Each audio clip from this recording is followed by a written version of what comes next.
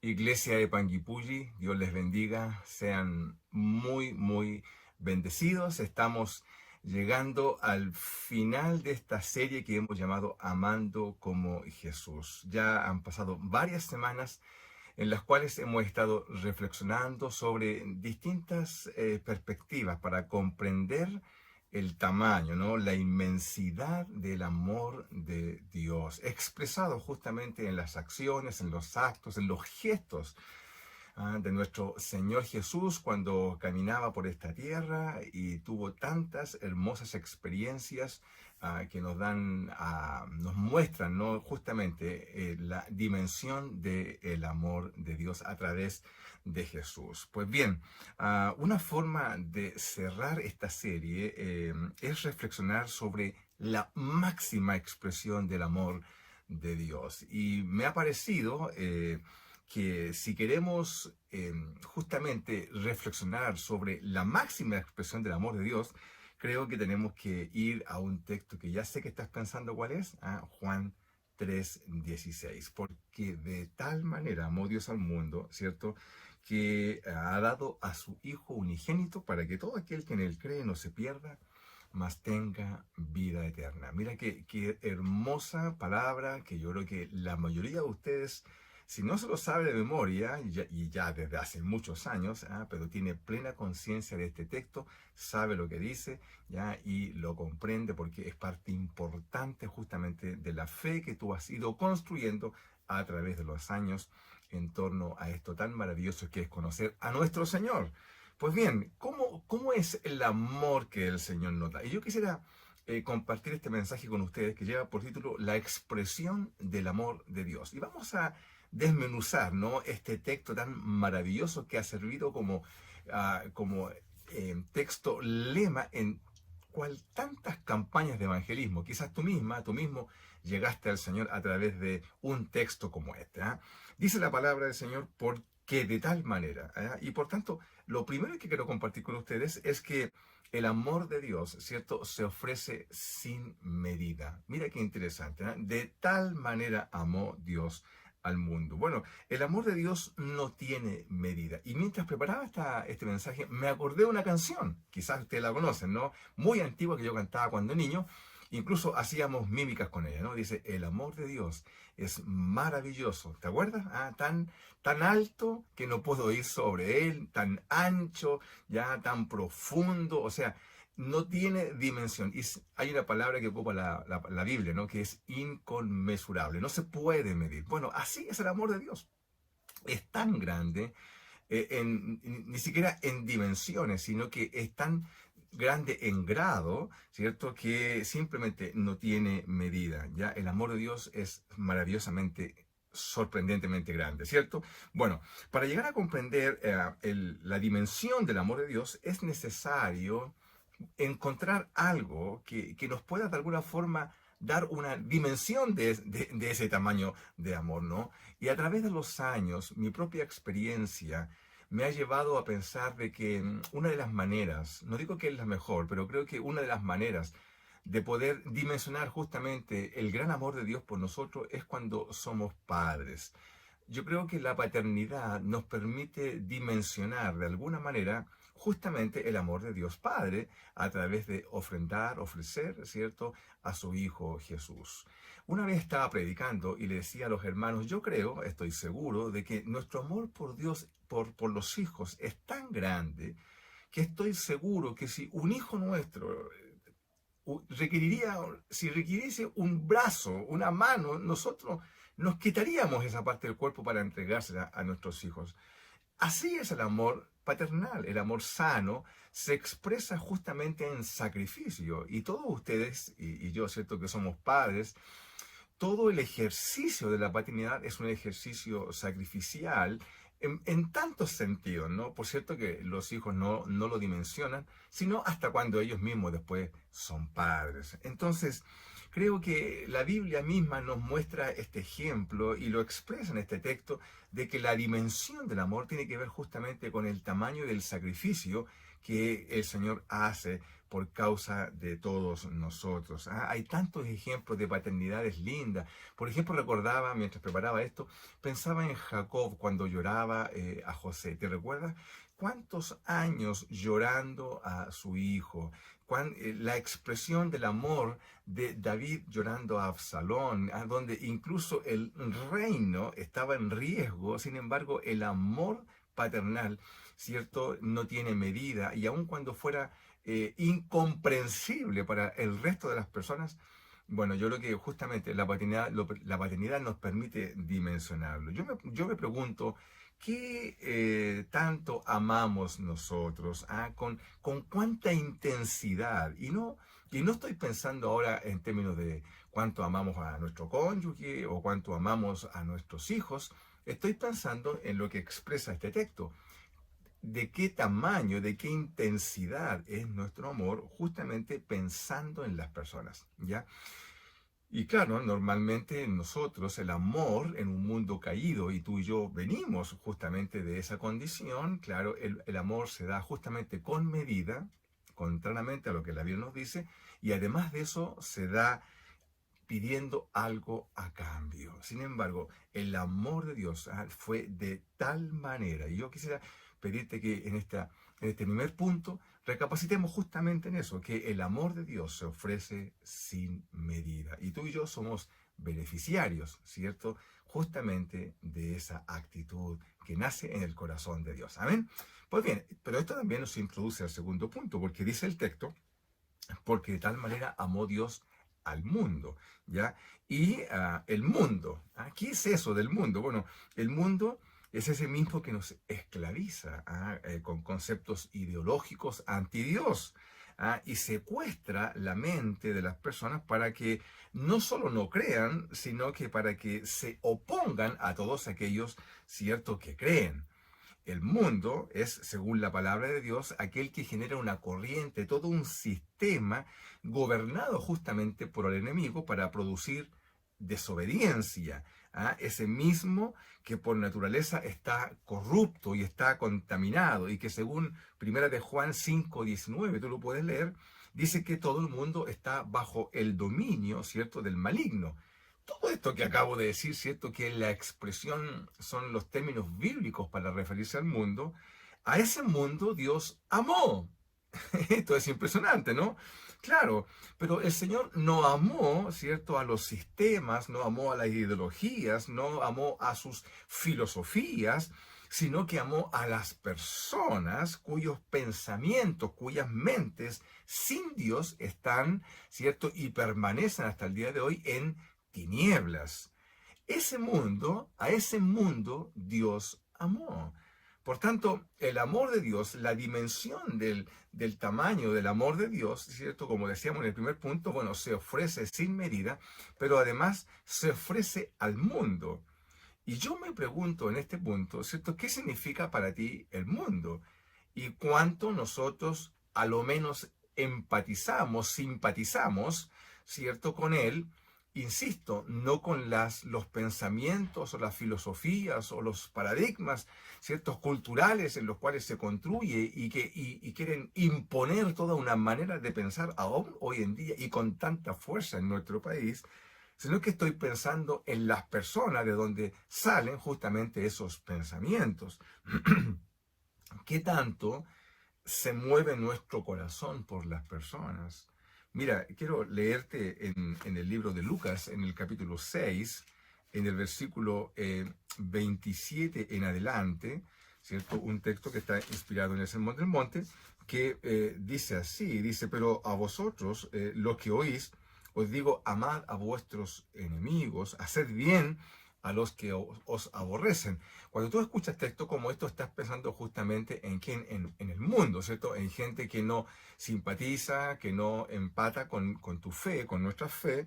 Y bueno, y el Señor, uno podría decir que son nuestros enemigos, personas que son anti Dios, ¿cierto? Y bueno, la Biblia dice, amad a vuestros enemigos, incluso dice, haced bien a los que os aborrecen, os bendecid a los que os maldicen y orad por los que os calumnian. Al que te hiera en una mejilla, preséntale también la otra, y al que te quite la capa, ni aun la túnica, le niegue, dice Jesús.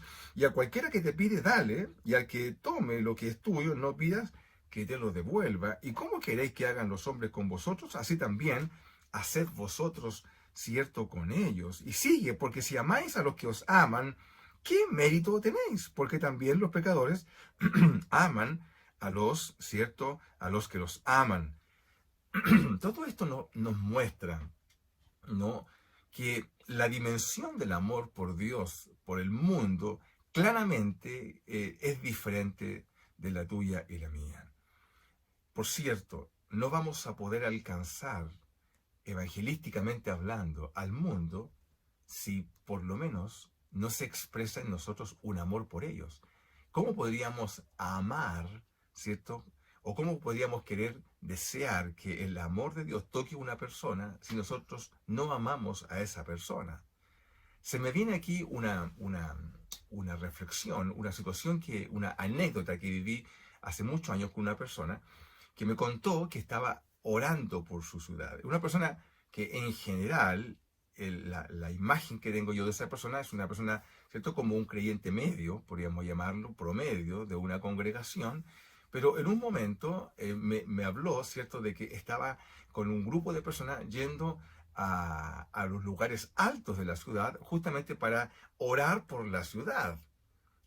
Sin embargo, yo entré en contradicción porque esa persona en general se expresa de muy mala manera de la ciudad y de los habitantes de esa ciudad. Dice que son todos, bueno, ocupa calificativos, ¿cierto?, justamente para denostar la capacidad intelectual, laboral, de puntualidad, de la vida, ¿no?, de los ciudadanos y ciudadanas de esa ciudad. Se expresa permanentemente mal y sin embargo está orando por ellos para ser alcanzados por el Señor. Yo creo que aquí hay una contradicción y que tiene forma del amor.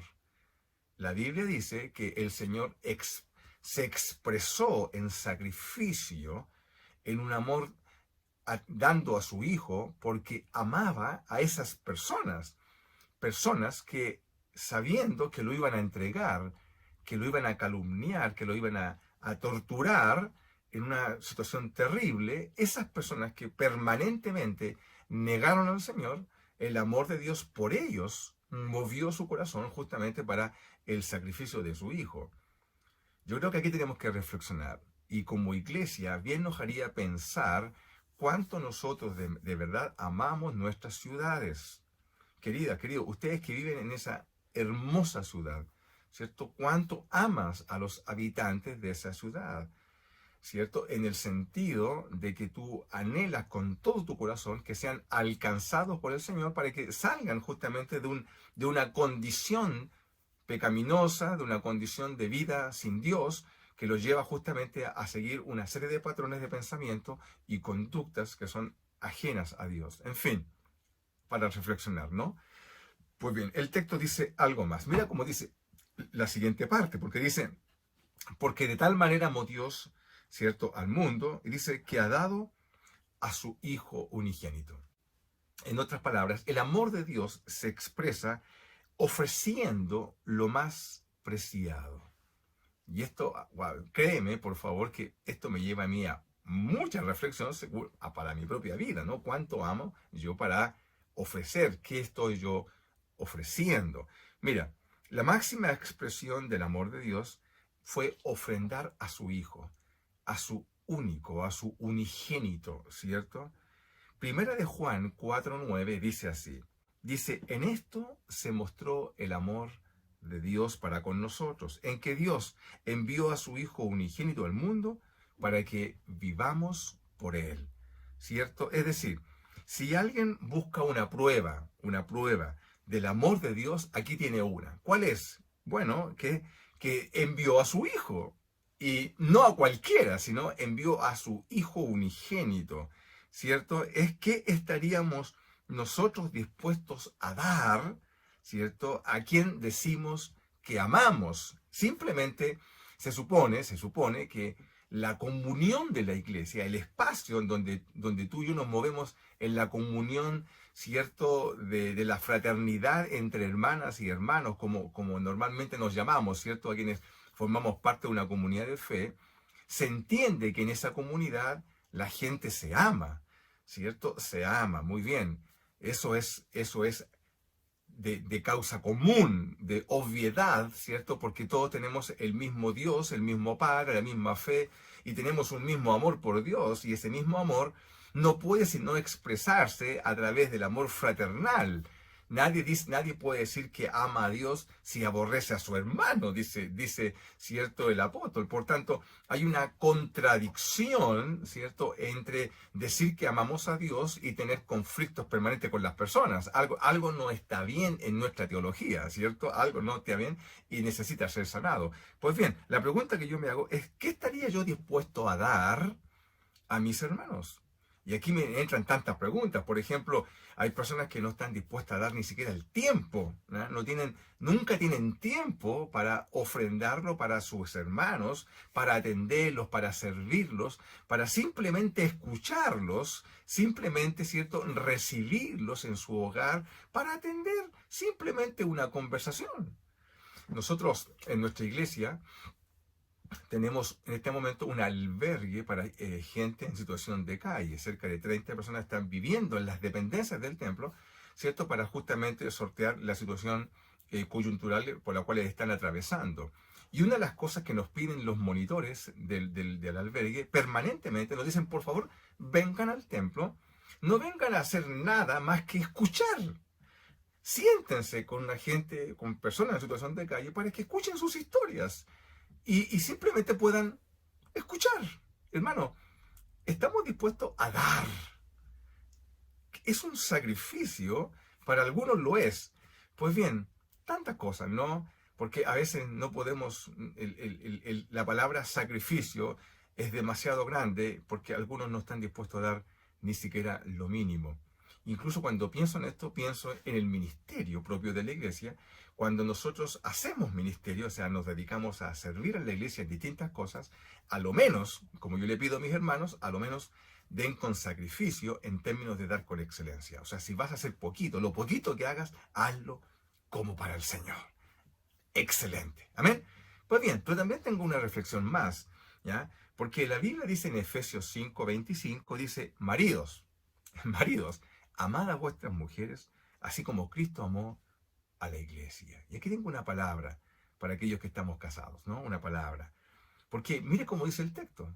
A través de la inspiración del Espíritu Santo, el apóstol Pablo dice, maridos, amad a vuestras mujeres, bueno, así como Cristo amó a la iglesia. Es decir, el tamaño, la dimensión, la expresión del amor de un esposo por su esposa, no es otro, debe medirse la vara de medida, la vara de comparación, la regla que nos permite medir el tamaño de nuestro amor es así como Cristo amó a la iglesia. ¿Y cómo amó Cristo a la iglesia? Enviando a su Hijo, ¿cierto? Es decir, dando su vida. ¿Cómo amó Cristo a la iglesia? Dando su vida, es decir, sacrificándose. Maridos, y me hablo a mí mismo, ¿no? El amor por nuestras esposas se expresa en sacrificio. Esto creo que es muy importante y tú y yo debemos reflexionarlo como esposos. Yo sé que la mayoría de nosotros justamente es el tipo de amor con el cual nos vinculamos con nuestro cónyuge, ¿cierto? Lo hacemos sacrificialmente. No que nos duela hacer lo que hacemos, lo hacemos con tanto amor al punto de sacrificar, por ejemplo, nuestros tiempos, ¿cierto? Nuestros derechos, simplemente por amar en la manera, en la forma como el Señor, ¿cierto?, amó a la iglesia. Y lo que hizo el Señor fue entregarse y dar su vida por ella, ¿cierto?, por su iglesia, por su esposa. Mira qué lindo pensamiento. Pues bien, avancemos, porque el texto, ¿cierto?, nos dice algo más. Mira el versículo 16, y sí, nos habla por todos lados, ¿no? Dice el texto, bueno, porque de tal manera amó Dios al mundo, que ha dado su Hijo unigénito, para que todo aquel que en él cree no se pierda, mas tenga vida eterna. Es decir, el amor, la dimensión del amor de Dios por nosotros ¿cierto? Se ofrece con propósito. ¿Con propósito de qué? De dar vida. No como hoy día la gente, ¿cierto? Se vincula amorosamente unas con otras, donde en general uno espera dar para recibir algo, ¿cierto? No hay un amor de sacrificio, hay un amor de oportunidad, incluso un amor de oportunismo. Es un amor egoísta, ¿ya? A eso le llamamos nosotros en nuestra iglesia una relación tóxica, ¿ya? Donde yo me vinculo amorosamente con una persona queriendo obtener algo. Hermano, esto es tan sutil, que incluso se expresa en maneras de cómo las expresamos. Una vez yo estaba preparando a un matrimonio, ¿cierto? A unos chicos novios que querían casarse, entonces hacemos unas clases, ¿cierto? Reflexiones sobre la vida matrimonial. Y yo les pregunto, lo primero que les pregunto siempre es, ¿y por qué se quieren casar? Pregunta número uno, me abren los ojos así como diciendo, a ver, no. Por favor, si estamos aquí porque nos amamos, porque nos amamos. Y mira lo que yo les digo. Yo les digo, mira, tienes que darme una mejor respuesta porque conozco muchos matrimonios que se amaban profundamente y que están separados. Así que dame una mejor respuesta. Obviamente me abren los ojos y ¿qué otra respuesta podría ser si no es el amor? Aquí nos hace falta tanto conversar, ¿no? Creo que tú y yo debemos indagar, profundizar, inquirir en los conceptos de la palabra del Señor para poder comprender que el amor, ¿cierto?, entre el Señor y su iglesia, su pueblo, y el amor entre matrimonios es un amor de pacto, ¿ya? Y como decía un antiguo teólogo alemán, Dietrich Bonhoeffer, él decía, no es el amor lo que sostiene el matrimonio, sino que justamente al revés, es el matrimonio, el pacto matrimonial, ¿cierto?, lo que sostiene el amor. Esta simple diferenciación, ¿cierto?, nos ayuda a comprender la dimensión de el amor de Dios por su iglesia. Y en este caso, como acabo de señalar, se expresa justamente en un amor que da vida. La Biblia dice así, dice, la medida del amor de Dios, ¿cierto?, nos muestra la palabra del Señor que no fue para autosatisfacción, sino que para entregar vida. Mira que, por favor, lleva esta reflexión al ámbito del matrimonio. Creo que es un buen ejemplo. De hecho, siempre digo, ¿no?, que la vida matrimonial es la expresión del amor de Dios por su iglesia. Si tú quieres conocer cómo ama Dios, maridos, esposas, esposos, tenemos que ver los matrimonios. Por eso, en el ideal de Dios, cada matrimonio es una muestra, es un botón de muestra de cómo debe ser el amor, cómo es el amor de Dios por su iglesia.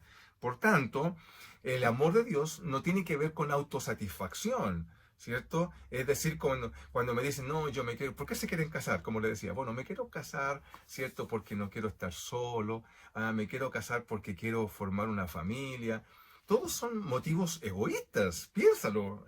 No te casas porque no te casas porque quieres tener hijos, te casas porque te vas a vincular con una persona a la cual te sientes convocado por Dios para unirte en un pacto de matrimonio.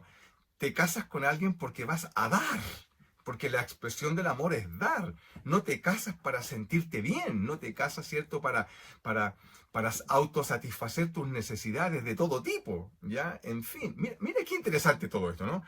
Bueno, el amor, la forma, la dimensión del amor de Dios por nosotros se expresó justamente en entregar vida.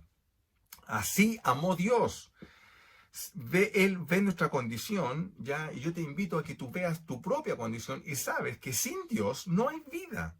¿Quién puede ser feliz sin Dios?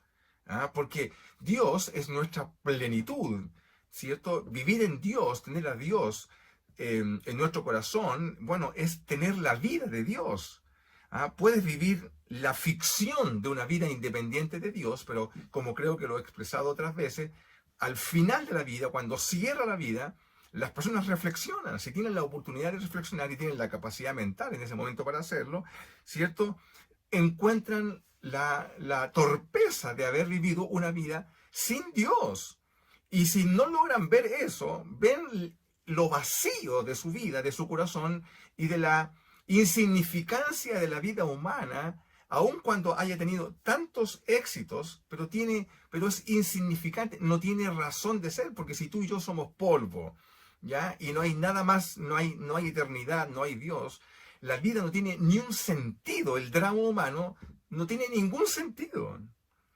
Por eso es que Dios, el amor de Dios, lo que nos da es propósito, nos da vida, ¿cierto? Y en Él hay propósito, como digo, en Él hay vida. Mira cómo dice Juan 17:3. Dice, y esta es la vida eterna. ¿Qué es la vida eterna? La vida eterna, dice Juan, ya, nos dice el evangelista, ¿cierto? Dice, es que te conozcan a ti, el único Dios verdadero, y a Jesucristo, a quien has enviado. ¿Qué es la vida eterna? La vida eterna no es un estado idílico en una nube por ahí colgando, ¿cierto? No, la vida eterna es que conozcamos al Señor. Es decir, no tiene que ver con el más allá. La vida eterna tiene que ver con el más acá. Tiene que ver con la vida, con la plenitud de la vida. ¿Ya? Por tanto, nuestra evaluación del mundo debería ser una sola. El mundo le hace falta a Dios. ¿Ya? No una religión, al mundo le hace falta a Dios. ¿Ya? Tenerlo a Dios, tenerlo a Él, es tener vida. Mira qué interesante. Te dejo este pensamiento para que reflexionemos respecto del tamaño del amor de Dios por nosotros. Y por último, porque Juan 10:17 nos dice, por eso me ama el Padre, porque yo pongo mi vida para volverla a tomar. Claro, porque todo lo que leímos en Juan 3:16 es la expresión, podríamos decir, del amor del Dios Padre, ¿cierto? Claro, Él ofrece a su Hijo. Bueno, ¿y el Hijo toma una actitud, ¿cierto?, pasiva? No, dice, por eso me ama el Padre, porque pongo mi vida justamente para luego volverlo a tomar. Es decir, yo ofrezco mi vida de manera voluntaria. No es que me están entregando, yo ofrezco mi vida. Pues bien, el verdadero amor, ¿cierto?, se expresa obedeciendo la voluntad del Padre. Quiero terminar todo este tiempo justamente con este pensamiento. Hemos hablado del amor de Dios, ¿cierto? De amar como Jesús. Y este texto nos dice, en primer lugar, que el amor se ofrece sin medida, ¿cierto? En segundo lugar, se ofrece al mundo, justamente a esas personas que a veces tanto mal nos hacen. Tercero, se ofrece dando lo más preciado y también se ofrece con propósito de dar vida. Pero además de eso, la expresión, si pudiéramos decir, ¿a qué es igual la palabra amor? En términos bíblicos, la palabra amor, la expresión es la obediencia. Por eso me ama el Padre, porque yo pongo mi vida. En otras palabras, yo obedezco a la voluntad de Dios. Juan 14:23 dice así, el que me ama, dice el Señor Jesús, mi palabra guardará. Si tú y yo estamos pensando en cómo podemos amar como amaba Jesús, como hemos dicho todo este tiempo, es muy simple. Si quieres amar como Él, tú y yo debemos guardar su palabra. Si guardamos su palabra, vamos a vivir bajo la forma, bajo la manera, bajo los códigos del reino, ¿ya? Y vamos a poder experimentar no solamente el beneficio de recibir el amor de Dios, sino que también de poder ofrecerlo y darlo a todo aquel que justamente está esperando. ¿Qué cosa? De los hijos, de las hijas de Dios, de ti y de mí, que podamos expresar el amor de Dios. ¿Tú te imaginas si el mundo observase con toda nitidez cómo la iglesia manifiesta el amor de Dios? Si eso ocurriese, ¿cierto? Sería una bendición y la gente simplemente juzgaría que ser cristiano es una cosa maravillosa. Ese es el desafío para ti, iglesia, y te lo comparto con todo mi corazón para que el amor de Panguipulli, la iglesia de Panguipulli, pueda expresar tal amor que la gente, ¿cierto?, simplemente vea sus vidas y pueda dar testimonio que teniendo a Jesús lo tienen todo. Oramos. Padre, en el nombre de Jesús, cerramos este tiempo, Señor, pudiendo dimensionar de alguna manera el tamaño de tu amor. Oramos, Señor, para que estos principios se instalen en nuestro corazón y podamos vivir en consecuencia a ellos como iglesia. Oramos en el nombre de Jesús. Amén. Iglesia Panguipulli, Dios les bendiga. Un abrazo.